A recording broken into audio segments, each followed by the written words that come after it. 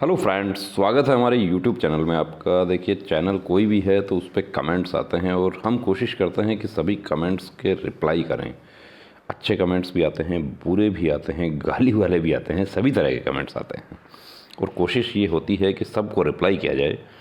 कई बार छूट जाता है। देखिए, यहाँ पे कुछ कमेंट्स हमने शामिल किए हैं आपके, जो जनरल कमेंट्स हैं एसएससी कांस्टेबल जीडी के संबंध में, कि वो जिसको कहते हैं कि फ्रिक्वेंटली आस्क्ड क्वेश्चन टाइप है, कि ज़्यादातर कैंडिडेट्स के जेन्युइन पॉइंट हैं, कॉमन पॉइंट है, वो हम डिस्कस करेंगे इसमें।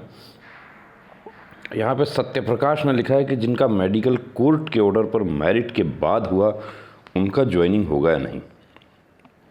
सत्यप्रकाश, आपको एक बात बता देता हूँ, यह सत्यप्रकाश जैसे बहुत सारे हमारे साथी हैं जो मेरिट के बाद हुआ या मेरिट के पहले मेडिकल हो गया, और या री मेडिकल वाली कुछ बहनें हैं हमारी जो प्रेगनेंसी की वजह से उनका मेडिकल जो री मेडिकल जो था वो बाद में हुआ था उनका, या री मेडिकल मिला हुआ है, उनको मेरिट आ गई है कि वैकेंसी तो फिल हो चुकी है, वैकेंसी खाली नहीं है।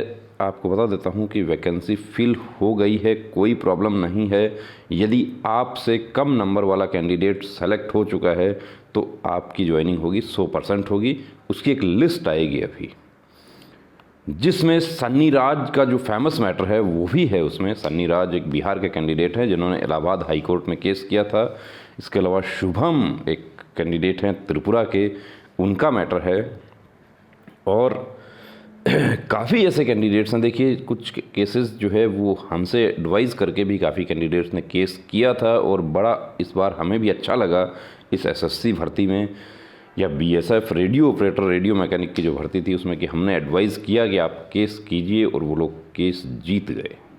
तो जीतना तो देखिए, आर्गुमेंट उनके एडवोकेट ने किया, मेहनत उनके एडवोकेट ने की, लेकिन हमें भी कहीं ना कहीं अच्छा लगता है कि हमने एडवाइस किया और कैंडिडेट ने हमारे ऊपर यकीन किया। तो सत्यप्रकाश, ज्वाइनिंग 100% होगी, आपको टेंशन नहीं करना है। दूसरा देखिए, अमित कुमार का भी ऐसा ही सेम पॉइंट है कि सर मेरा मेरिट आने के बाद मेडिकल हुआ बाय कोर्ट केस, अब फिट होगा क्या चांस है? अब फिट हो गया, चांस है कि नहीं? 100% चांस है, यदि आपके मार्क्स जो है वो लास्ट सेलेक्टेड कैंडिडेट से आपके स्टेट यूटी जहाँ भी आप रहते हैं, आपकी कैटेगरी में आपके नंबर आपके वहाँ से लास्ट सेलेक्ट कैंडिडेट जो है उससे ज़्यादा हैं, कोई ताकत आपको नहीं रोक सकेगी। अब ट्रेनिंग कब होगी, क्या ट्रेनिंग बाद में होती है? तो देखिए, बता देता हूँ आपको कि ट्रेनिंग जो है वो कोई भी फोर्स जो है उसमें यदि 150 कैंडिडेट भी इकट्ठे हो जाते हैं तो उनकी ट्रेनिंग हो जाती है, 100 भी हो जाते हैं तो भी ट्रेनिंग हो जाती है। तो ऐसा नहीं है कि आप कोई ट्रेनिंग अगले बैच में मेरी ट्रेनिंग होगी, ये कोई आईएएस आईपीएस अफसरों का बैच नहीं है कि अगले बैच में ट्रेनिंग होगी। ट्रेनिंग के बैच छोटे छोटे चलते रहते हैं, 50 कैंडिडेट की भी ट्रेनिंग हो जाती है। सर, दूसरे स्टेट से फॉर्म फिल कर सकते हैं, कोई प्रॉब्लम तो नहीं होगा? बिल्कुल प्रॉब्लम होगा। राज भारती, दूसरे स्टेट से आप फॉर्म फिल नहीं कर सकते। इसमें वैकेंसी में साफ लिखा होता है, नोटिफिकेशन आएगा, नई भर्ती के बारे में पूछा है इन्होंने, तो उसमें साफ लिखा होगा कि वैकेंसीज जो हैं वो रिज़र्व हैं स्टेट यूटी के अनुसार, उनमें जितना जनसंख्या होती है पॉपुलेशन के अनुसार होता है, और जो बॉर्डर एरिया हमारा होता है उसमें बॉर्डर गार्डिंग फोर्सेस की वैकेंसीज़ अलग से होती है। तो दूसरे स्टेट से आप नहीं फिल कर सकते। आप जिस स्टेट का आपके पास में डोमिसाइल है आप उसी से भर्ती देख सकते हैं। सर, मुझे भी 2021, बिल्कुल 2021 की आप अभी से तैयारी शुरू कर दीजिए। विदहेल्ड के कब होगी ज्वाइनिंग? अब विदहेल्ड की जो ज्वाइनिंग होगी उसके रानी का जो प्रश्न है वो विदहेल्ड, जो हमारे 266 विदहेल्ड थे, उसके बाद जो फोर्सेस ने फिंगर मिसमैच वाले कैंडिडेट्स को रोक लिया है वो 1000 से ऊपर हो गए सभी फोर्सेस के, जिसमें सीआरपीएफ ने एक बार ज्वाइनिंग जारी की और उनके रोक दिए, उनके कैंसलेशन लेटर जारी किए। बीएसएफ ने रोका हुआ है, एसएसबी ने रोका हुआ है, लगभग 250 के आसपास एसएसबी का भी है। तो सभी फोर्सेस के ये हम काउंट करते हैं तो ये 1000 से ज़्यादा हो जाते हैं। अब उसमें से कितने कैंडिडेट्स उसमें आउट होते हैं? यदि उसमें से कोई आउट होता है तो जो हमारे नीचे हैं कैंडिडेट अभी जो सेलेक्ट नहीं हो पाए, उनको भी मौका मिलना चाहिए। तो सॉल्यूशन होगा, लेकिन वो फिंगर मिसमैच का जो प्रॉब्लम है, hand writing expert central forensic science laboratory का रिपोर्ट आपके फेवर में आता है तो ज्वाइनिंग होगा।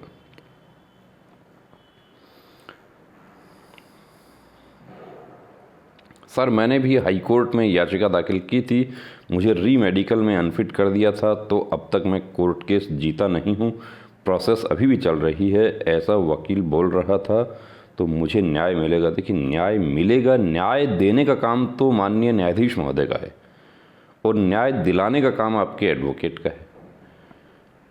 आपके एडवोकेट इसमें यदि पूरी तरीके से आर्ग्यू करेंगे और मैटर आपके पक्ष में है तो बिल्कुल न्याय मिलेगा।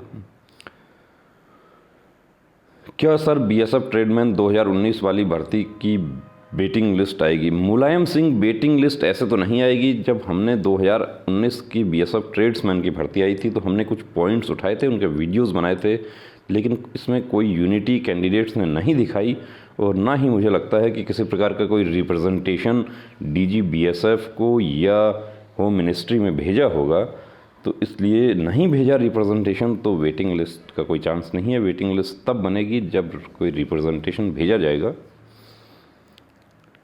दोबारा 10वीं करके सीआईएसएफ में सेलेक्ट हुआ हूं। अब ये देखिए शेखर यादव, शेखर, मैं आपको एक बात बता दूं कि आप जिस फोर्स में सेलेक्ट हुए हैं उसमें 2015 की भर्ती का एक केस मैं बता देता हूं कि सबको पता है कि लेज़र जो होता है, आँख में लेज़र सर्जरी करवा के फिट नहीं होगा, ऐसा मेडिकल गाइडलाइन में लिखा हुआ है। एक कैंडिडेट जिसको मेडिकल में पॉइंट दे दिया जाता है वो बाद में आँख की सर्जरी करवाता है, सर्जरी करवा के वो फिट हो जाता है, जबकि बहुत सारे हमारे साथी जो हैं वो लेज़र सर्जरी करवा के अनफिट हो जाते हैं। फिट हो गया, ट्रेनिंग शुरू हो जाती है, ट्रेनिंग के 2 महीने बाद उसका दोबारा से वहाँ मेडिकल बोर्ड बैठता है 3 डॉक्टर्स का और उसकी जांच होती है। उस जांच में ये पाया जाता है कि इसने आँख की सर्जरी करवाई है, लेज़र सर्जरी करवाई है और उसको आउट कर दिया जाता है। तो दोबारा 10वीं करके आप देखिए, दोबारा 10वीं करके आप, जाहिर सी बात है कि ये तो फ्रॉड तो है ही। 10वीं तो सब पूरे देश में ही यदि सब लोग दोबारा करना शुरू कर देंगे और आयु सीमा छोटी कर देंगे तो अपराध तो है ये। अब प्रॉब्लम, यदि अपराध है तो प्रॉब्लम होगी या नहीं होगी? यदि अपराध पकड़ा जाता है तो 100% प्रॉब्लम होगी और नहीं पकड़ा जाता तो कोई प्रॉब्लम नहीं होगी। वरुण राज, देखिए वरुण राज हमारे जम्मू के एक हमारे साथी हैं जो 2015 की एसएससी से फाइट कर रहे हैं। मैं इनका मैटर बता देता हूं आपको। 2015 में टैटू का पॉइंट मिलता है, टैटू रिमूव करवा लिया, लेकिन री मेडिकल में अनफिट नहीं किया जाता है। केस किया है लेकिन वो केस एक तरह से कहीं रुक जाता है, वो प्रोसेस नहीं हो पाता है पूरी तरीके से। इसी दौरान 2018 की भर्ती आ जाती है। 2018 की भर्ती में फिर आवेदन कर दिया।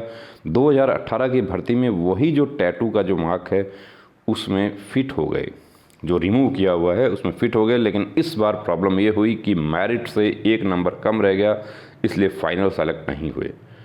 अब प्रूफ हो गया है हमारे पास में कि जिस बीएसएफ ने हमें अनफिट किया था उसी बीएसएफ के डॉक्टर्स ने हमें 2 साल बाद 3 साल बाद उसी मेडिकल पॉइंट, उसी टैटू रिमूव किए हुए पॉइंट में फिट कर दिया। तो अब खुद आप समझ सकते हैं कि अब क्या होगा। बिल्कुल इनके पक्ष में आएगा मैटर अब, और पक्ष में आएगा तो इनका सीनियरिटी कहाँ से माना जाएगा? इनका सीनियरिटी तो 2015 की एसएससी से काउंट होगा। तो ये सब देखिए लीगल मैटर्स हैं, ये आप और हमें एज ए लेमैन हमें पता नहीं चलेगा। हम लोग इधर उधर की बातें सुनते हैं। कोई कहता है मेडिकल में बहुत सारे कैंडिडेट्स जो थे वो री मेडिकल अनफिट हो गए थे, हमें कॉल करते, गार्जियन भी कॉल करते, गार्जियन यहाँ तक कि ये भी आर्गूमेंट करते कि मैं भी फ़ौज में रह चुका हूँ। कुछ गार्जियंस ऐसे भी बात करते कि मैं भी फ़ौज में रह चुका हूँ, फ़ौज के डॉक्टर जो कर देंगे वो कर दिया, अब कुछ नहीं हो सकता। उनको भी हमने यही समझाया कि कुछ नहीं हो सकता, उसके लिए हमारा संविधान है, हमारी न्यायपालिका है। आप और हम निर्णय करने वाले नहीं हैं। निर्णय करने का काम जो है माननीय न्यायाधीश महोदय का है। आपको लगता है गलत हुआ है तो आप न्यायपालिका की शरण में जाइए आप। अब ये परमानंद राणा ने इनका मोबाइल नंबर पूछा, तो मोबाइल नंबर कई कैंडिडेट्स हमसे भी मांगते हैं। तो हम लोग देखिए जब तक बिना आपकी परमिशन नहीं होती है तब तक मोबाइल नंबर नहीं देते, हम पूछ के देते हैं। और बहनों के मोबाइल नंबर तो हम किसी को नहीं देते हैं। कब तक वेरिफिकेशन होके ज्वाइनिंग होगा, अब कब तक होगा अशोक कुमार आशु, इसके बारे में कुछ भी कहना मुश्किल है अभी। शुभम कहते हैं कि यूपी का बंदा नागालैंड के डोमिसाइल पर सीआरपीएफ में ज्वाइनिंग हो गया है और ट्रेनिंग कर रहा है, उसका क्या होगा? उसका जो क्या होगा, यदि पकड़ा जाएगा तो आउट हो जाएगा और नहीं पकड़ा जाएगा तो नौकरी करता रहेगा। की विघ्नेश बाबू लिखते हैं कि the central government refuses to provide employment to students in the Indian auxiliary army, so we are now in a position to go and work in the Chinese और पाकिस्तानी आर्मी। अरे विघ्नेश बाबू, माफ़ी चाहेंगे विघ्नेश, ये फौजी वाली वर्डिंग नहीं है। सेंट्रल गवर्नमेंट रिफ्यूज़ किया तो गवर्नमेंट भी तो हमारी है, हम भी गवर्नमेंट के हैं। रिफ्यूज़ किया है तो चाइनीज और पाकिस्तानी आर्मी के लिए ही क्यों करेंगे यार? बहुत सारी और दूसरी आर्मीज़ है देश विदेश में।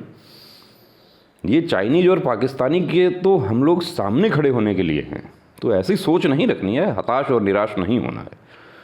सॉल्यूशन हो जाएगा, आपका भी ज्वाइनिंग हो जाएगा, अभी नहीं तो और बेटर दूसरे मौके आपको मिलेंगे।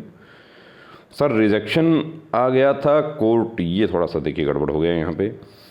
रिजेक्शन आ गया था कोर्ट ऑर्डर पर, री मेडिकल 27 फरवरी 2021 को बिहार में हुआ। ज्वाइनिंग कब तक आएगा? ज्वाइनिंग बिल्कुल आएगा आपका, थोड़ा सा वेट आप कीजिए। कब तक आएगा इसके बारे में अभी कुछ कहना मुश्किल है। और बैकुंठ, आपको एक बात और बताना चाहते हैं, बैकुंठ के साथ ही हमारे सभी व्यूअर्स को, सब्सक्राइबर्स को एक बात और बताना चाहूँगा कि आप अपना मोबाइल नंबर सार्वजनिक ना करें। ना ही तो आपके जो लेटर्स आते हैं, आपके डाक आती है कोई, उस पर मोबाइल नंबर आपका होता है, आप बिना अपना नंबर एड्रेस हाइड किए हुए आप उसको व्हाट्सएप ग्रुप पे, सोशल मीडिया पे आप शेयर नहीं करना है। ये मैं आपको इसलिए एडवाइस कर रहा हूँ कि इसमें आपके साथ ठगी हो सकती है, आपके साथ कोई फ़ोन आ सकता है। बैकुंठ का यहाँ पे नंबर दिया हुआ है, बैकुंठ के पास कोई फ़ोन कर सकता है कि मैं एसएससी से बोल रहा हूँ, फलाना बोल रहा हूँ, एसएससी मेडिकल डिपार्टमेंट से बोल रहा हूँ। विदहल्ड वाले जो हमारे साथी हैं उनके पास फ़ोन आ रहे हैं, उनको मतलब कि धमकाया जा रहा है उनको कि पैसा दो वरना आपको रोक दिया जाएगा, आपका कैंसिल कर दिया जाएगा। मैं फॉरेंसिक से बोल रहा हूँ, ऐसे भी आपके पास में कॉल आ सकता है कि मैं फॉरेंसिक से बोल रहा हूँ, बताओ आप यदि पैसा देते हो तो आपको मैं ओके कर दूँ, वरना मैं आपका राइटिंग मिसमैच में आउट कर दूँगा। देखिए, जो पदाधिकारी हैं जो ओरिजिनली फॉरेंसिक लैब में काम कर रहे हैं, वो लोग ऐसा कभी नहीं करेंगे, कतई नहीं करेंगे। कोई करेगा तो कोई फ्रॉड होगा, तो अपने नंबर सार्वजनिक नहीं करना है। और फ्रॉड यदि कोई आता है कॉल, तो अपने पेरेंट्स को ज़रूर बताएं। आप हमारे साथ शेयर कर सकते हैं कि मेरे को इस नंबर से कॉल आया था, मेरे से पैसा मांगा जा रहा है। आप एक बार हमारे व्हाट्सएप पर चैट ज़रूर कीजिए यदि ऐसा आपके साथ हो रहा है तो। और ये तो दोस्तों, ये कुछ कमेंट्स हमने आपके लिए, आप लोगों ने बहुत प्यार और सहयोग हमें जो दिया, उसके लिए आपका दिल की गहराइयों से धन्यवाद करते हैं। चैनल को आपने जो ग्रो किया है, ये आपका चैनल है और जैसा आपकी सहूलियत के लिए कोशिश करते हैं हम बेहतरीन वीडियोस बनाने के लिए, तो अब रुकना नहीं, अब थमना नहीं, अब ठानना है, वर्दी को हर हाल में पाना है। जय हिंद।